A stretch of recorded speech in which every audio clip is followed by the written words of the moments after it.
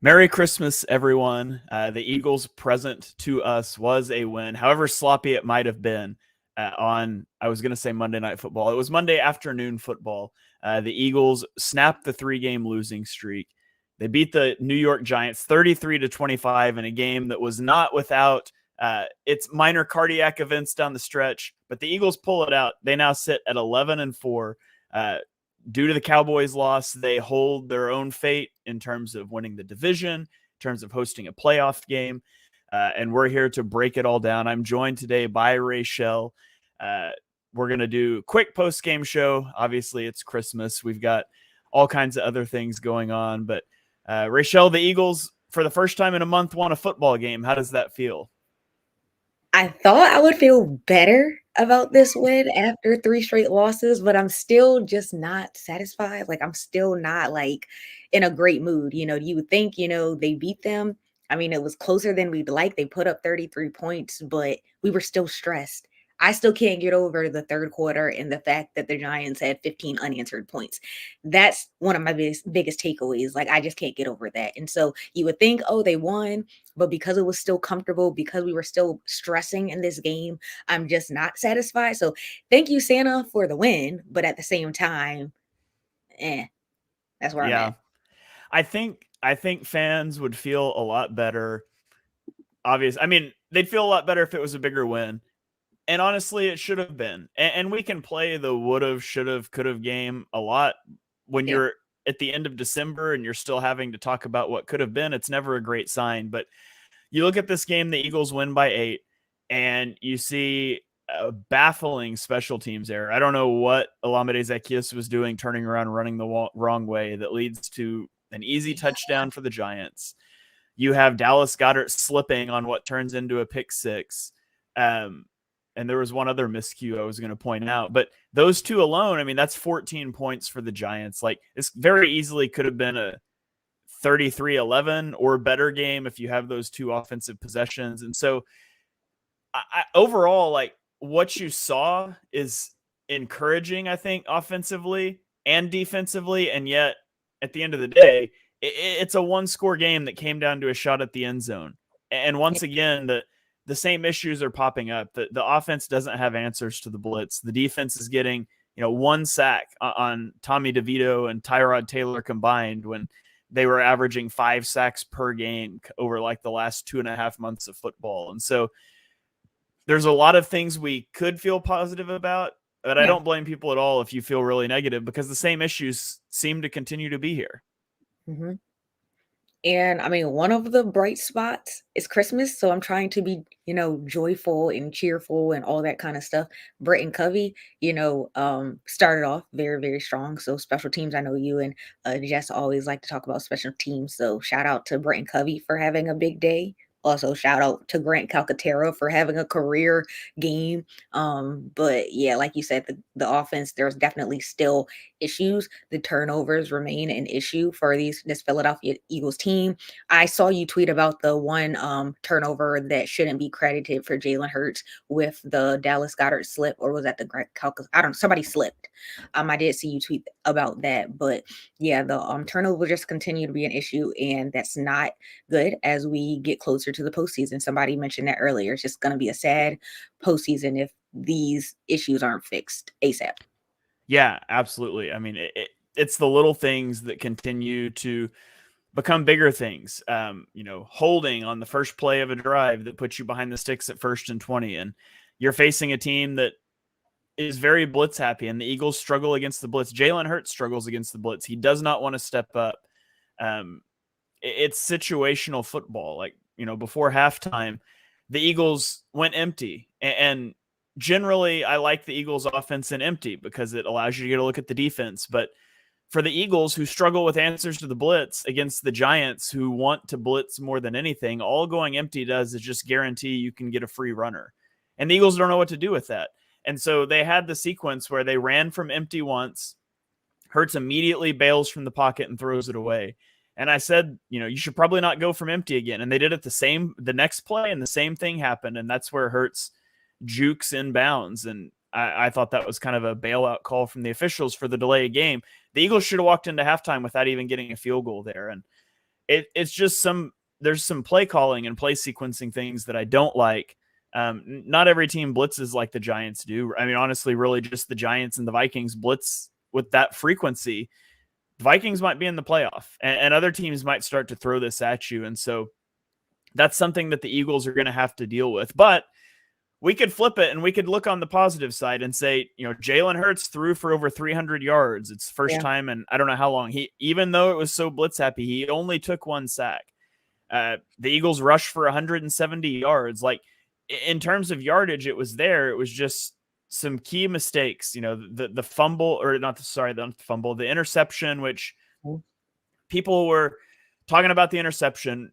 That's simply not on Jalen Hurts. I mean, he's reading that, and I went through the gambit, so I'll break this play down here live on the post-game show. We don't do this very often, but I saw people saying, he's staring Goddard down, and the guy's breaking on it already at the throw. I mean, it's a cornerback against your tight end. He's not going to fight through Goddard to get that. And he's looking at Goddard because that's the first read. It's an out route against off coverage. And so you're going to throw that if he doesn't break down fast enough. And he didn't. The problem is Goddard slips, and Hurts is already throwing the football. There's really nothing. That's a tremendous bad break. That's not on Hurts. It's not. I mean, I don't know. Maybe Goddard should wear different cleats. I don't know, but it's just a bad break. But when you get those things piling up, there have been so many turnovers this year. You get so many penalties in this game. It tends to snowball. And I get the frustration with that one. But there's a lot of things that you could be frustrated about in this game. That's probably not one of them. Fair. So. Yeah. Also, you already touched on like the fluke incident that happened with Boston Scott with the punt return. We didn't get our Boston Scott game. Like, we wanted to see like a big performance from him, and he only had like 3 yards or something. It was one carry for 3 yards. So that was good. I mean, DeAndre Swift had a good game. Kenny Gainwell had a good game. So, that's great for them. But Boston Scott, like, dang, we wanted to feed him, and it just did not happen. So, yeah. Yeah. Oh, the other fluke thing I was going to talk about was the Reed Blankenship touchdown. It looked like the Eagles are in quarters, and so Reed Blankenship has no help if both receivers go vertical, and they did, and it looked like he was just sitting waiting for a break and got beat over the top. And so, I mean, you look at the pick six, the fumble on the kickoff, this long touchdown. That's 22 of the Giants' 25 points. Now, they still move the ball some, and you would like to see them getting pressure. But generally speaking, pass rush aside, because it's really disappointing by the pass rush, but thought it was generally an okay performance by the defense. Shaq Leonard, the linebackers played as well as you could have hoped for, considering you were missing, linebacker 1, 2, and 3, and you were trying Nolan Smith and Ben Van Sumeren. And it was not, Shaq Leonard, after the way that he played last week, having to rely on him a lot. It didn't just totally fall apart. Now, again, we can give the caveat, it's the Giants, but at this point in the season, after the last 3 weeks, I think you take any win over any opponent and you just be happy with it for now. Mad Noise Chanel, or Channel, that's what it says, is shouting out Keely Ringo for another good game. So shout out to him for the end of the game pick, interception. So that was really nice to see down the stretch. I know you and Johnny Page talked about him in this week's episode. So that was not a lot that we saw from him, but I just wanted to mention that another good week from him. So nice out on the defense. The ball. And Hassan Reddick, who continues to be a closer. There was that one, wasn't there like the roughing the passer call on him? Was that on Reddick? Yeah, that was on the last drive. Jump-started their last drive. I know a lot of people were kind of upset about that. They didn't think that was, valid. But, shout out to Hassan Reddick. He was all over the place. Definitely the closer should be his nickname for sure. Definitely saved a touchdown too on the 3rd and 1 where the Giants lined up under center and ran a play action pass, and he was pursuing Tyrod Taylor, who was rolling left, had a guy wide open, just couldn't get good enough on it with Reddick chasing him. So Reddick definitely saved a touchdown there. Shout out to Brian Dable for asking his quarterback to roll left instead of right on that play. Probably makes a big difference. But Keely Ringo looks good. I'll be anxious to go back and watch him. I thought he played really well last week. That's hard to catch on broadcast, but he seals the game with the interception. Yeah. The play after James Bradberry gives up a 20-yard pass on 4th and 8. And by the way, once again, every completed pass on the final drive, guess who was the cornerback that was targeted? Eesh, It's trash James bear. Bradberry again. You get that. Oh, So you get the passer, not pass interference. Sorry, you get the roughing the passer that was 15 yards, 2 incomplete yeah. passes. 3rd down, they throw Darren Waller on a slant against Bradberry, and then they threw to the flat, which Bradberry was in the flat. That one's fine. It was 3 yards, but then on 4th and 7, he gives up the 20-yard completion, and then Keely Ringo picks it off in the end zone. So yeah, once again, every pass on the backup quarterback on the final drive against James Bradberry is not a look that I want to see again this season, hopefully. Yeah. I mean, that's tough though, because I feel like, I mean, he is the veteran player, but do you think they're going to make a change when it comes to him with the bright spots that we are seeing from some of the younger guys? Do you see that happening or no? You think they're going to ride it out with him as we go into the postseason?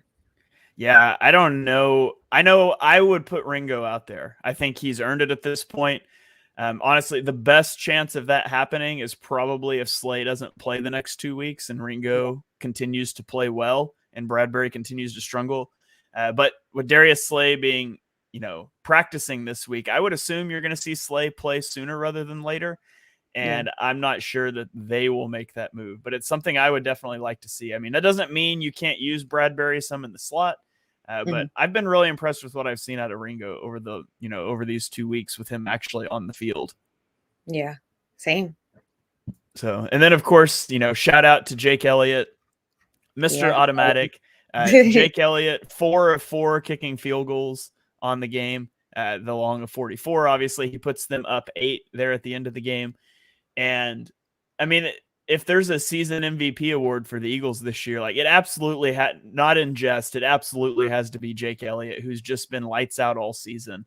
I did not think at the start of this season that the thing we would continually talk about would be how good the special teams was.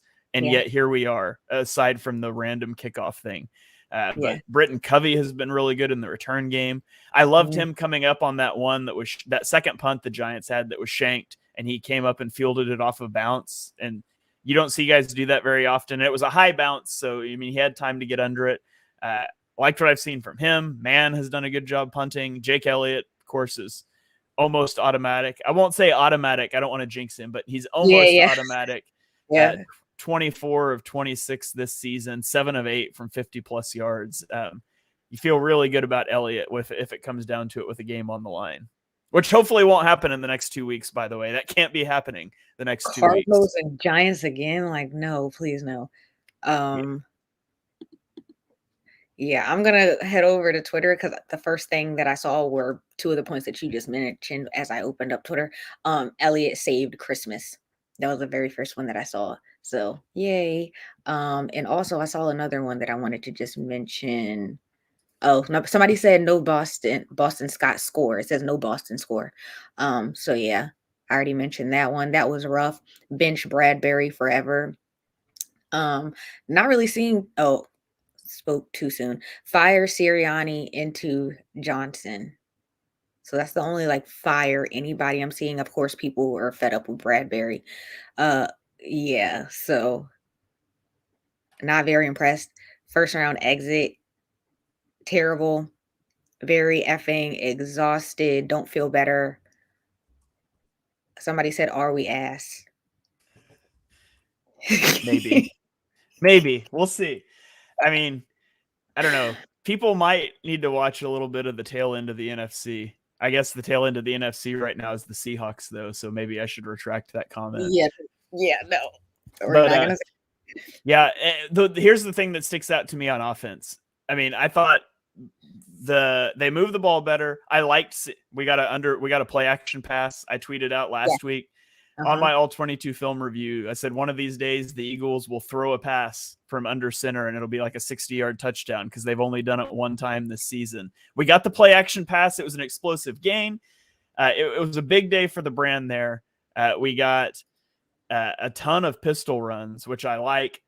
Eventually, you're going to have to build out a passing attack out of pistol, though, as well. So hopefully they can flesh that out. But the thing about the offense negatively to point out is they still just can't close out games. I had gone back and detailed that out last week, that the Eagles were 2 of 13 and run the clock out situations this year with a lead.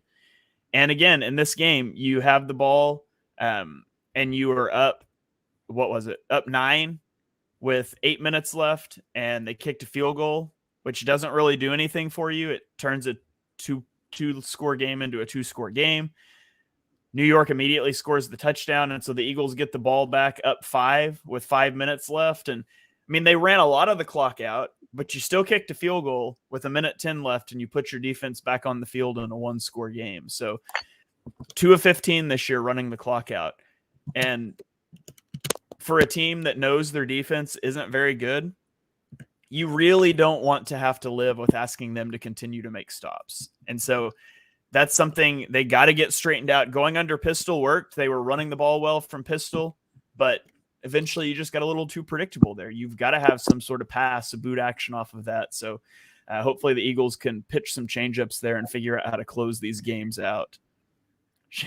Shane should just be the OC. I don't want you guys turning on me. I know how that's going to go. Let's get the other Shane. I'm good with the other Shane. We'll bring Steichen back.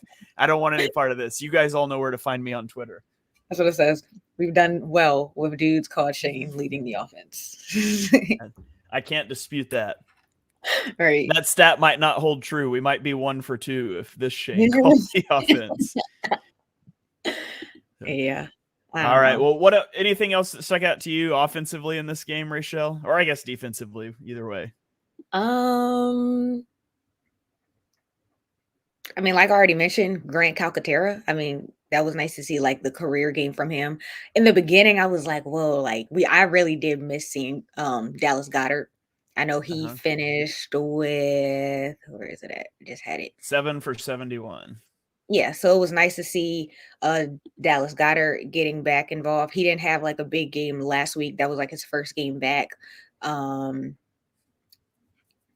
don't know how many yards Saquon Barkley finished with. Barkley had 80 yards and a touchdown on 23 carries. Yeah, okay. Yeah, I mean, I thought it was nice to see, our targets. AJ Brown, Devontae Smith had his touchdown. That was beautiful. And Dallas Goedert, love to see it. Also, I am a Hassan Reddick stan. Like, I love him. And I think he's a phenomenal player. So he just makes me happy when I see him. But like you already mentioned, we would love to see the pass rush getting after them a little bit more, especially because the Giants are leading right now in the NFL with a lot like sacks allowed. And so let's see how many sacks the Birds had today. Just the one. Yeah. So it was like going into this game, knowing that, like, similar to the Commanders when they were going up against Sam Howell, it was like we wanted to see a little bit more from the Birds, just getting after the quarterback. And you would think that similar to the Commanders where they were allowing so many sacks, the Giants are leading the NFL in allowing sacks right now. Last week, there were 7 sacks allowed. And so it was like, I would have liked to see them getting after. Mind you, they did end up benching Tommy DeVito early on, and it was Tyrod Taylor, 2 different style playing quarterbacks, but still it would have been nice to seeing them getting after the quarterback a little bit more defensively. And I know that that's something that's continued to be an issue in the most recent weeks, that we wanted to see just the pass rush getting after the quarterback more and seeing way more pressure. So that's something we didn't see. So I guess that's more so like not a bright spot. I try to be optimistic, but that's something that, like, all right, we're getting closer to the postseason, especially going up against some of these better teams. If you guys can't get after the Giants quarterback, like, I'm a little bit worried. Yeah, absolutely. I think the defense is going to go as the pass rush goes, even though, even if the Eagles make the switch and you've got Darius Slay, Avonte Maddox, Keely Ringo as your corners, and they're playing well in the playoffs, you still don't have the linebackers and safeties to just be like a lockdown defense unless you're pressuring the passer. Like, you have got to be able to get home. And the Eagles are moving quarterbacks off their spot, but that doesn't matter when you're facing mobile quarterbacks that don't mind getting off that spot anyways and extending plays. And that's been an Achilles heel for the Eagles all season. I mean, Sam Howell was outside the pocket all game against the Eagles and was able to evade pressure. And that's what you saw from, Tyrod Taylor in this game. Tommy DeVito, before he got pulled out of the game is they were able to escape, and Yeah. the rush lane integrity is not there. The contain's just not there. And the Eagles pass rush has to figure out how to finish. If you want the Eagles, I don't know why I phrased it that way. Everybody wants the Eagles to make a run in the postseason.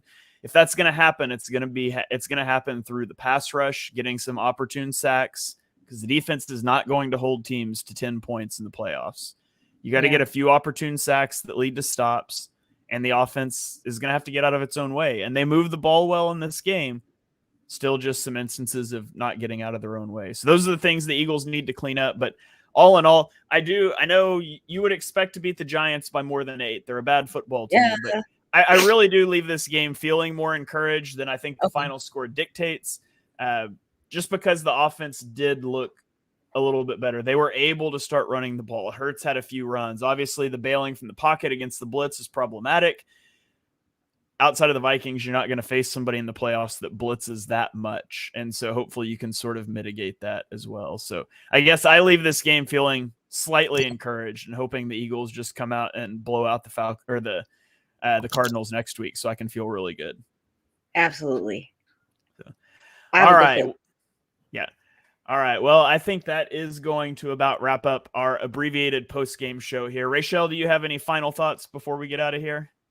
Merry Christmas. I mean, we're doing this on Christmas afternoon. It's still early, so I'm about to go and watch this Ravens 49ers game, but hopefully everybody's been able to enjoy their Christmas day, eat good, spend time with your family, all that good stuff. And thank you guys for tuning in with us and rocking with us. We do appreciate it. Absolutely. So from the BGN crew to everybody watching live, listening later, we wish you guys a Merry Christmas. Thanks for hanging out with us on the post-game show, and we will see you guys. Put this on your calendar so you don't forget. We will see you guys next Sunday. We got a Sunday game after the 1:00 game, because that hasn't happened since like week 7 when the Eagles bury the Arizona Jonathan Gannon. So tune back in then. We're going to have a party. I really, really hope from all of us at BGN. Wish you guys a Merry Christmas. We will catch you next week.